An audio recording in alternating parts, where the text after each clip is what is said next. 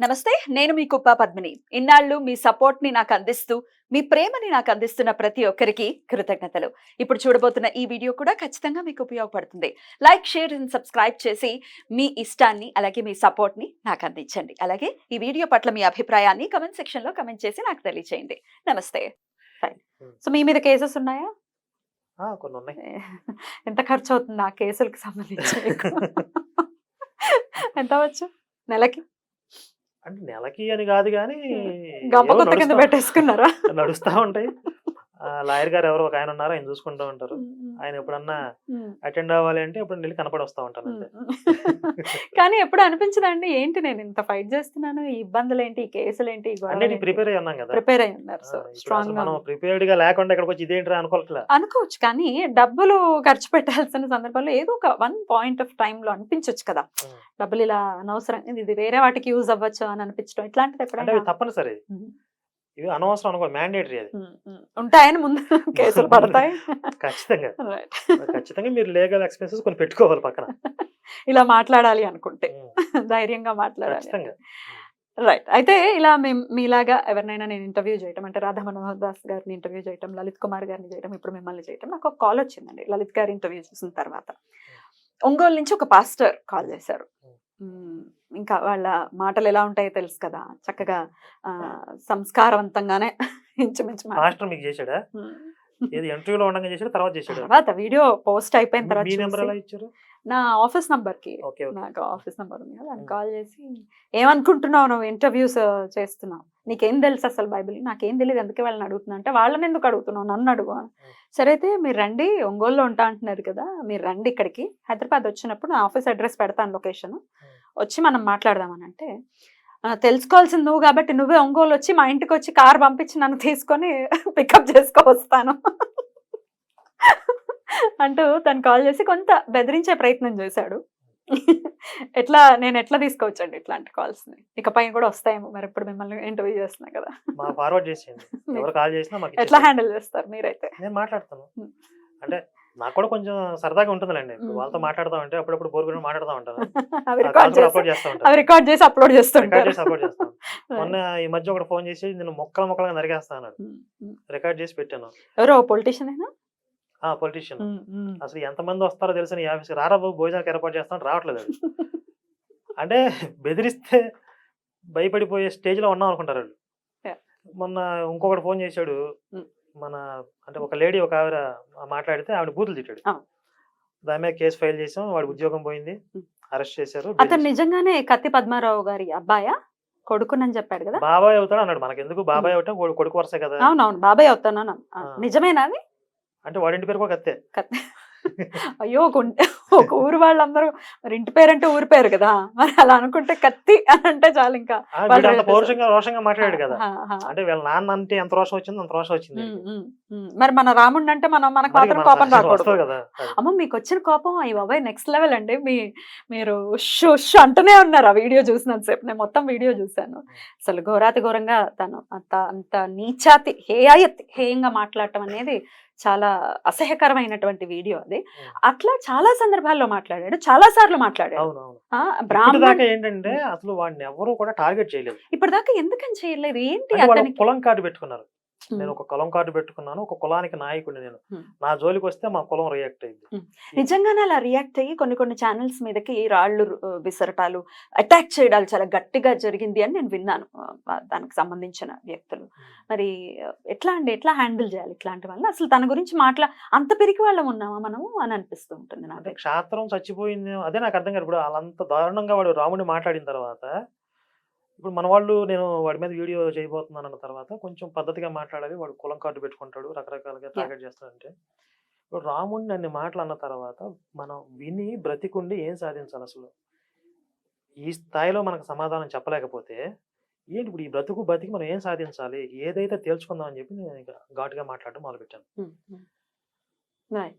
చాలా చాలా రియాక్ట్ మరి అంత అయ్యారు అంత మీరు. రోషం ఆ క్షాత్రం ఈ జాతిలో చచ్చిపోయిందా ఏంటి అనేది నాకు అర్థం కావట్ల. హ్మ్. హ్మ్. హ్మ్. మీరు మొత్తం అసలు పూర్వం మన చరిత్ర చూస్తే ఎంతమంది ఎన్ని త్యాగాలు చేస్తే యాహ్! ఇప్పుడు ప్రెజెంట్ మనం చక్కగా బొట్టు పెట్టుకోగలుగుతున్నాం. దేవాలయాలు మిగిలున్నాయి. దేవాలయానికెళ్ళి దైవ దర్శనం చేసుకోగలుగుతున్నాం. యాహ్! అంతమంది ప్రాణాన్ని లెక్క చేయకుండా తృణప్రాయంగా చిట్టికేసినట్లు అట్లా ఈజీగా అట్లా ప్రాణాలను వదిలేశారు కదా. స్వార్థం పెరిగిపోయింది, లేకపోతే మ- అదే ఇందాక కూడా అన్నట్టు పిరికితనం పెరిగిపోయింది, దాని వలన ఇదంతా జరుగుతుందని అనుకోవచ్చా? స్వార్థం అదే ఏదన్నా ఏదైనా కానీ కానీ నేను బాగున్నాను, నా ఫ్యామిలీ బాగుంది, మనకెందుకు వచ్చింది? ఎక్కడో తగలబడుతుంది, నాకెందుకు మా ఇంటి దాకా వచ్చినప్పుడు మా ఇంటి దాకా రాదనుకుంటున్నారు వీళ్ళు. బట్ అసలు ఏ మొహం పెట్టుకుని మళ్ళీ ఆ దేవాలయానికి వెళ్తారు, ఏ మొహం పెట్టుకుని స్వామిని చూస్తారు? ఇప్పుడు అన్నని విన్నాం మనం, బాధ అనిపిస్తుంది. చాలా మంది బాధపడ్డారు ఆ వీడియోలు చూస్తాను, అతను మాట్లాడినటువంటి విధానాన్ని చూసి.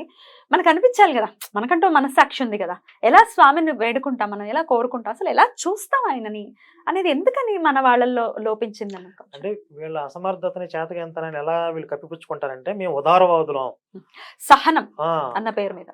అన్ని మతాలని సమానంగా చూస్తాం, మేము ఏ మతాన్ని కూడా వ్యతిరేకం, ఏ మతాన్ని వ్యతిరేకించం మనం చెప్పట్లా, మన మీద దాడి చేసేవాడిని ఎదుర్కోవాలి కదా, ఎగ్జాక్ట్లీ. అది నీ కనీస బాధ్యత కదా. Hmm. ఇప్పుడు మీ ఇంట్లో ఉన్న ఆడవాళ్ళ మీద, మీ ఇంట్లో ఉన్న ఫ్యామిలీ మెంబర్స్ మీద ఎవరో అటాక్ చేస్తున్నారు, నేను అందరినీ మానవ జాతిని అంతా ప్రేమిస్తానని చెప్పి అక్కడికి వెళ్ళి డైలాగ్ చెప్తాడా? ఫ్యామిలీ జోలికి వస్తే డైలాగులు చెప్పడుగా. అది కప్పిపుచ్చుకోవటం అనమాట. ధైర్యం లేకపోవడం కూడానండి. కరుణాకర్ గారు ఇందాక నుంచి అడుగుతున్నా, ఎలా పెంచుకోవాలి ధైర్యం చెప్పండి. మీరు అది మాత్రం చెప్పట్లేదు. అంటే సినిమాల్లో అయితే కొంచెం గొడ్డు కారం తింటే రోషం వస్తుందని చెప్తారు. ఇప్పుడు అల్సర్ వస్తుందండి, నిజ జీవితంలో అయితే అల్సర్ వస్తుంది కాదు. వీళ్ళందరికీ ఏంటంటే హిస్టరీ చెప్పాలి, Hmm. ఒరిజినల్ హిస్టరీ, దాచేసిన చరిత్ర. ఇప్పుడు అక్బర్ ది గ్రేట్ కాదు, వాడు ఒక కంట్రీ, ఒరిజినల్ చరిత్ర చెప్పాలి. మన ఛత్రపతి శివాజీ గురించి చెప్పాలి, పృథ్వీరాజ్ చౌహాన్ గురించి చెప్పాలి. ఒరిజినల్ గా మన చరిత్రలో ఉన్న నిజమైన హీరోల గురించి చెప్తే అప్పుడు మన వాళ్ళకి కాస్త రోషం వస్తుంది. రైట్. అయితే ఇందాక మీరు అనుకున్నట్టుగానే సహనం వహించటం అనేది మన సనాతన ధర్మానికి ఉన్నటువంటి ఒక అలంకారం అని చాలా మంది పెద్దవాళ్ళు చెప్తూ ఉంటారు. సహనం వహించాలి, మనం సహనంగా ఉన్నాం కాబట్టి ఇంకా మన మన సనాతన ధర్మం బ్రతికి ఉంది అని కొంతమంది అంటూ ఉంటే నేను వినటం జరిగింది. దీన్ని మీరు ఏకీభవిస్తారా? 100% తప్పిది. సహనంగా ఉండటం వల్ల బ్రతికి ఉండటం ఏంటి, పోరాడటం వల్ల బ్రతికుంది. కానీ అనవసరమైన సహనంతో ఉండటం వల్ల చాలా భాగం నష్టపోయాం. దేశం ఎన్నుముకలైంది ఇప్పటికీ. మొత్తం ఆఫ్ఘనిస్తాన్ నుండి మొదలు పెడితే మొత్తం అంతా కూడా అఖండ భారతం కదా, ఎన్నుముకలైంది చూడండి ఇప్పుడు దేశం. ఎందువల్ల? ఆయా ప్రాంతాల్లో కొన్ని మతాలు ప్రాబల్యం పెరిగిపోవటం వల్ల. అక్కడ హిందుత్వం బలంగా ఉంటే దేశం ముక్కలు అవ్వదుగా. మొన్నే మేము ఢిల్లీ వెళ్ళినప్పుడు ఒక హిందూ శరణార్థి శిబిరం దగ్గరికి వెళ్ళాం. పాకిస్తాన్ నుంచి పారిపోయి వస్తున్నారు హిందువులు. మీరు ఇంటర్వ్యూ కూడా చేశాం. ఎందుకని? అంటే ఇక్కడ కూడా సహనంగా కూర్చుంటే మొత్తం అంత సర్వనాశనం అయిపోయిన తర్వాత, సమూలంగా మొత్తం తుడిచేసిన తర్వాత మేము ఉదారంగా అందరినీ సమానంగా ప్రేమించాం అని చెప్పి అప్పుడు డైలాగులు చెప్తారేంటి? కుదరదు, సహనం కుదరదు. సహనంగా ఉండడం వల్ల సంస్కృతి బ్రతికి ఉండడం, మిగిలి ఉండడం కాదు, పోరాడటం వల్ల. కొన్ని వందల సంవత్సరాల నుంచి ఇప్పుడు ఈ కాలంలో, అంటే ఇప్పుడు నాలాంటి వాళ్ళు కొంతమంది మహానుభావులు, లేకపోతే చరిత్రలో చాలా మంది మహానుభావులు ఉంటారు. ఇలా కొన్ని వందల సంవత్సరాల నుంచి ప్రతి తరంలో కూడా పోరాట యోధులు ఉన్నారు. వాళ్ళు ఉన్నారు కాబట్టి బ్రతికి ఉన్నారు ఇప్పటికి కూడా హిందువులు. మన వాళ్ళు పెద్దవాళ్ళు చెప్తారు, శివాజీ గనక లేకపోతే, ఛత్రపతి శివాజీ గనక లేకపోతే దక్షిణ భారతదేశంలో ప్రతి ఒక్కరికి కూడా సుంతి జరిగి ఉండేది. My God. మరి ఆ శివాజీ లాంటి వీరులు ఉన్నారు కాబట్టి మనం ఈ రోజు ధైర్యంగా హిందుత్వాన్ని ఆచరించుకోగలుగుతున్నాం. అంటే ఇప్పుడు ఆ పోరాటం అక్కడతో ఆగిపోయిందని కాదు, ఇంకొక రూపంలోకి మారి ఉండొచ్చు, ఇంకొక రూపంలో మన మీద అటాక్స్ జరుగుతున్నాయి, వాటిని ఎదుర్కోవాలి ఖచ్చితంగా. ఇప్పుడు సృష్టి మొదలైన దగ్గర నుండి కూడా ప్రతి యుగంలో కూడా మంచి చెడుకి, ధర్మానికి అధర్మానికి పోరాటం జరుగుతుంది, సహజం అది. కరెక్ట్. కాబట్టి ఈ తరంలో కూడా, ఈ రోజుల్లో కూడా ధర్మానికి అధర్మానికి మధ్య యుద్ధం జరుగుతూనే ఉంటది. అది పాకిస్తాన్ గొడవ ఏంటండి? అసలు ఏంటి హిందువులు పారిపోయి రావటం ఏంటి? అసలు ఏంటి ఆ వ్యవహారం ఏంటి? అక్కడ మత హింసకి గురైనటువంటి హిందువులు, అంటే అక్కడ ఆ శిబిరాన్ని నిర్వహిస్తున్నటువంటి ఎవరైతే వ్యక్తి ఉన్నారో మన తెలుగువాడే, ఆయన చెప్పిన వివరాలు, అంటే ఆ బాధితులతో మాట్లాడి మేము తెలుసుకున్న వివరాలు, ఆ ప్రాంతంలో ఎవరైనా హిందువులు, అంటే పాకిస్తాన్లో ఉన్నటువంటి సింధ్ ప్రావిన్స్ ఆ ప్రాంతంలో ఉన్నవాళ్ళు హోటల్కి వెళ్ళి భోజనం చేస్తే వీళ్ళ ప్లేట్ వీళ్ళే కొడుక్కోవాలి, వీళ్ళ గ్లాస్ వీళ్ళే కొడుక్కోవాలి. వాళ్ళు ముట్టుకొని కూడా ముట్టుకోరు, క్లీనర్స్ కూడా ముట్టుకోరు. రంగస్థలం సినిమాలో లాగా వాళ్ళు ముందు చెప్పాలంట మేము హిందువులు అని చెప్పి. ఎందుకు బొట్టు పెట్టుకుంటారుగా, పెట్టుకోరా? ఒకవేళ బొట్టు పెట్టుకోకుండా వెళ్తే మేము హిందువులు అని చెప్పాలి. మెయిన్ ప్రధానంగా ఏంటి అంటే ఆడపిల్లలకి భరోసా లేదు అక్కడ, సెక్యూరిటీ లేదు. ఒక 7-8 సంవత్సరాలు దాటితే మెచ్యూరిటీ ఏజ్కి వస్తున్నారు అంటే భయపడిపోతారు వాళ్ళు. ఎందువల్ల? ఆడపిల్లలు ఎత్తుకెళ్ళిపోతారు. అది వాళ్ళకు ఒక రకమైన వికృతానందం అది. చిన్నపిల్లల మీద అత్యాచారాలు చేయటం అనేది. ఆ పిల్లల్ని ఎత్తుకుపోయి కన్వర్ట్ చేయటం, అత్యాచారాలు చేయటం, చంపేయటం ఏదో చేస్తారు. ఆ ఆడపిల్లల్ని సంరక్షించుకోవడం కోసం భయపడి అక్కడి నుంచి పారిపోయి వస్తున్నారు. అక్కడి నుంచి పారిపోయి రావడానికి కూడా చాలా పెద్ద ప్రాసెస్. వాళ్ళు వీసాలు తీసుకోవాలి, బోర్డర్ దాటాలంటే దానికి చాలా లంచాలు ఇవ్వాలి, డబ్బులు ఇవ్వాలి. కొన్ని సంవత్సరాల పాటు కష్టపడి కొన్ని డబ్బులు దాచుకొని అక్కడ లంచాలు ఇచ్చి ఆ బోర్డర్ దాటి వస్తున్నారు. వచ్చి ఇక్కడ నిరాశ్రయులై భారతదేశంలో పాపం ఏదో తోచిన పని చేసుకుంటూ బతుకుతున్నారు. అయితే వాళ్ళకి ఒక స్టేటస్ ఏదన్నా రిఫ్యూజీ స్టేటస్ అంటే శరణార్థులుగా భారతదేశానికి వచ్చిన శరణార్థులుగా గుర్తించి భారత ప్రభుత్వం అఫీషియల్గా ఒక గుర్తింపు కార్డు ఇవ్వాలి అని చెప్పి ఇప్పుడు ఆయన ఒక ప్రతిపాదన తీసుకొస్తున్నారు. దానికి మనం అందరం కూడా సపోర్ట్ చేస్తామని చెప్పారు. ఇది మొత్తం పాకిస్తాన్, బంగ్లాదేశ్ నుంచి వచ్చేటటువంటి రెఫ్యూజీస్ వేల మంది. వేల మంది ఎట్లాంటి ఉపాధులు చేస్తుంటారండి వాళ్ళు? ఎట్లాంటి అంటే వాళ్ళు లోకల్ గా చిన్న చిన్న వ్యాపారాలు అవి చేసుకుంటున్నారు. మేము అక్కడ చూసింది ఒక సెల్ ఫోన్ కవర్స్ దగ్గర నుంచి తోపుడు బళ్ళ మీద ఫ్రూట్స్ అమ్ముకోవడం కానీ, చెరుకు రసం తీయటం కానీ, ఇలాంటి చిన్న చిన్న పనులు చేసుకుంటూ జీవనోపాధి పొందుతున్నాం. అయితే వాళ్ళలో చాలా మంది కష్టపడే వాళ్ళు ఉన్నారు. నిరుపయోగంగా ఉన్నటువంటి వ్యవసాయ భూములు ఇలాంటివి ఏమైనా ఉంటే కనుక వాళ్ళకి అప్పచెప్తే చక్కగా సారవంతంగా వాళ్ళు పంటలు పండించి దేశ ఆర్థిక అభివృద్ధికి కూడా తోడ్పడతారు అనేది ఒక అంశం. రైట్. స్వాభిమాన దీక్ష అంటూ మీరు ఢిల్లీ వెళ్ళటం, మీరు కార్యక్రమం జరగటం అనేది చూసి ఉన్నాం. ఏంటి ఆ ప్రోగ్రామ్ గురించి ఒకసారి చెప్పండి. ఇది ఇప్పుడు రాముడిని, కృష్ణుడిని మనం ప్రొటెక్ట్ చేసుకుంటూ ఎంతకాలం మనం డిఫెన్స్ చేసుకుంటాం. ఇది ఒక హిందువుల బాధ్యత కాదు. ఎందుకంటే వాళ్ళు ఈ చరిత్రలో ఈ భూమి మీద జన్మించి జీవించిన వాళ్ళు, ఈ భూమి మీద ఈ నేల మీద తిరిగిన వాళ్ళు, మొత్తం భారత జాతి యావత్తికి ఒక దిశానిర్దేశం చేసిన వాళ్ళు. ఈరోజు రాముడు జీవించినటువంటి జీవితమే మొత్తం మానవ జాతికి ఆదర్శం. కృష్ణుడు బోధించిన భగవద్గీత మన జీవితాలకు అవే కదా మూలం. కాబట్టి వాళ్ళని జాతి యావత్తు కూడా గౌరవించుకోవాలి. ప్రతి అడ్డమైన వాడు నోటికి వచ్చిందల్లా రాముడి మీద, కృష్ణుడి మీద కూయటం, ఈ స్వేచ్ఛ అనటం, బరితెగింపు, వీటన్నిటికీ ఒక అడ్డుకట్ట వేయాలి అంటే ఒక జాతీయ పతాకాన్ని, జాతీయ గీతాన్ని ఎలా అయితే మతాలకు అతీతంగా ఒక భారత జాతి యావత్తు గౌరవిస్తుందో, రాముడిని, కృష్ణుడిని కూడా భారత జాతి యావత్తు, వీళ్ళు మా ఐకాన్స్. భారత జాతికి ఐకాన్స్ ఎవరంటే రాముడు, కృష్ణుడు. ఈ దేశంలో పుట్టి పరిపాలించిన రాజులు, చక్రవర్తులు వాళ్ళు చూపించిన మార్గంలో మా జాతి నడుస్తుంది.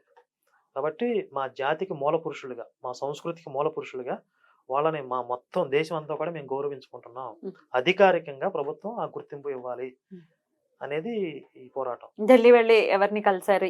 ఏం జరిగింది మరి ఆ కార్యక్రమం? రైతులు, పంజాబ్ రైతులు చలో ఢిల్లీ ప్రోగ్రామ్ పెట్టడం వల్ల మొత్తం డిస్టర్బ్ అయింది. అక్కడ అన్ని పర్మిషన్స్ క్యాన్సిల్ చేశారు. అలాగే ఎలక్షన్స్ హడావిడిలో ఉండడం వల్ల కూడా ఎంపీలు, కేంద్ర మంత్రులు అందరూ కూడా బిజీగా ఉన్నారు. కాకపోతే అక్కడ మేము ఏంటంటే ఒక రోజు దీక్ష చేయాలనుకున్నాం. మా చుట్టుపక్కల నుంచి కొంతమంది రావడానికి కూడా ఏర్పాట్లు చేసుకున్నారు. అందరం కలిసి ఒకరోజు భారత్ స్వాభిమాన దీక్ష పేరుతో ఒకరోజు నిరాహార దీక్ష చేసి అక్కడ ప్రభుత్వానికి రిప్రజెంటేషన్ ఇచ్చి, అంటే మా డిమాండ్ ఇది అని చెప్పి ఒక నివేదిక ఇచ్చి దానికి జనాల యొక్క మద్దతు కూడగడదాం. మళ్ళీ గ్రౌండ్ లెవెల్లోకి వస్తాం, ఫీల్డ్లోకి వెళ్తాం, ఇది కాన్సెప్ట్ అని చెప్పి అందరికి ఎక్స్ప్లెయిన్ చేస్తాం. అందరి మద్దతు కూడగట్టి ఒక ఉద్యమాన్ని మనం ముందుకు తీసుకెళ్తాం. అంటే ఒక రామాలయాన్ని ఈరోజు సాధించుకోగలిగాం. ఆ రామాలయాన్ని సాధించుకోవడానికి కొన్ని వందల సంవత్సరాలకి పూర్వం ఒక అంకురార్పణ జరిగింది.